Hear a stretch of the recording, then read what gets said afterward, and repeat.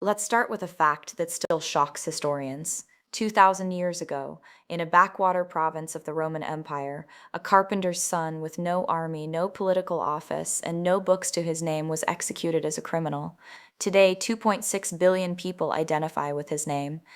Our calendar is split by his life. Hospitals, universities, and the very idea of human dignity trace back to his influence. No marketing team, no social media, just 3 years of public teaching. How? That's what I want to talk about for the next few minutes. Jesus Christ. Not just as a religious figure, but as the most disruptive, engaging, and strangely relevant person in history. He showed up where nobody expected. If you were launching a world-changing movement, where would you start? Rome? Athens? A capital city? Jesus starts in Nazareth, population maybe 400. The ancient version of nowhere. He's born to a teenage mother, laid in a feeding trough, and grows up working with wood. For 30 years, silence. Then he steps into public life and immediately breaks every rule about how powerful people behave. Religious leaders in his day expected the Messiah to be a political revolutionary.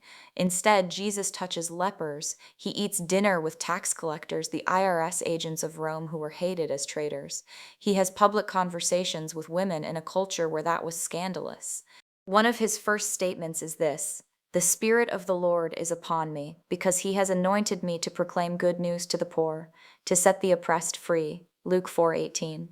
Notice the audience, not the elite, not the insiders, the people on the margins. From day one, Jesus flipped the script. Power, he says, looks like serving. Greatness looks like washing feet. The first will be last, and the last will be first. That message shouldn't have survived a week in the Roman Empire, but it did. He taught like no one else. Ask any communications professor what makes a great teacher. They will say stories, questions, and memorable one-liners. Jesus mastered all three. He told stories called parables: a farmer sowing seed, a father running to hug a rebellious son, a traveler who stops to help a stranger while religious people walk by. He didn't lecture about compassion. He showed you a Samaritan bandaging wounds on a dangerous road. You still remember it 2,000 years later. He asked questions constantly. Who do you say that I am? Why do you worry? What do you want me to do for you? He wasn't filling notebooks. He was pulling things out of people. And his one-liners cut straight to the heart. Love your enemies. Do to others what you would have them do to you. It is more blessed to give than to receive. But here's what makes him different from other moral teachers. Confucius said, "This is the path." Buddha said, "This is the way to enlightenment." Jesus said, "I am the way." That is either insane arrogance or it's the most important claim in history. He didn't just point to truth, he claimed to be truth in person. He didn't just talk about life, he said, "I am the life." C.S. Lewis put it bluntly: a man who said the things Jesus said would not be a great moral teacher. He would either be a liar, a lunatic, or Lord. You have to decide. He did what he said. Lots of leaders have great quotes. The test is whether their life matches their words. Jesus talked about love. Then he washed the dirty feet of the 12 guys who would abandon him that night. He talked about forgiveness. Then, while being nailed to a cross, he said, "Father, forgive them, for they know not what they do." He talked about serving the least. Then he spent his time with children, with widows, with people everyone else avoided. And he backed up his claims with actions that left even his enemies speechless. He healed sicknesses that had no cure. He calmed a storm with a sentence. He called a dead man out of a tomb after 4 days. John, one of his closest friends, wrote, "We have seen his glory, glory as of the only Son from the Father, full of grace and truth." Grace and truth together, that's rare. Truth without grace is cruel. Grace without truth is meaningless. Jesus brought both. He would look at a woman caught in adultery and say two things in the same breath: "Neither do I condemn you," and go and sin no more. Love without compromise, standards without crushing shame. His death wasn't defeat. Here's the part that makes no sense if you're building a normal movement. In his early 30s, at the peak of his influence, Jesus lets himself be arrested. He doesn't fight, he doesn't run. At his trial, he's silent. The Roman governor Pilate is confused.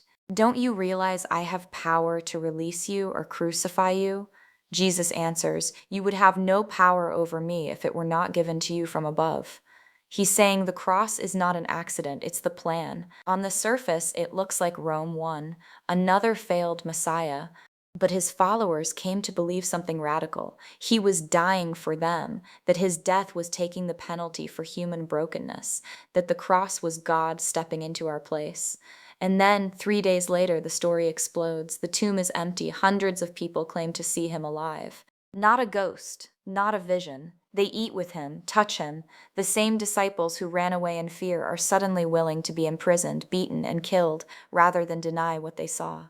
People don't die for a lie they made up. Something happened.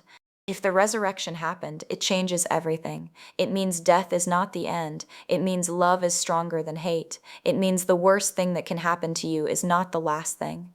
So why does this matter 2,000 years later? Because Jesus never wanted fans. He invited friends. He never said, admire me. He said, follow me. His invitation is still the same. Come to me, all who are weary and burdened, and I will give you rest. We live in a world exhausted from trying to prove ourselves. From cancel culture to performance culture, we're tired. Jesus steps into that and offers grace. Not do more, just come. He also offers purpose. Love one another as I have loved you. That's a mission big enough for a lifetime. You may believe, you may be skeptical, you may be angry at religion. Jesus can handle your questions. He asked more hard questions than anyone in history. But if even 10% of what his first followers claimed is true, then he isn't just a good teacher to quote. He's the most important person you'll ever decide about. The Roman Empire is gone. The philosophies of his day are in textbooks. But around the world tonight, people in every country will gather and say his name, not as history, as hope. That carpenter from Nazareth started with 12 ordinary people, and he changed everything. The question he asked 2,000 years ago is still on the table. Who do you say that I am? Thank you.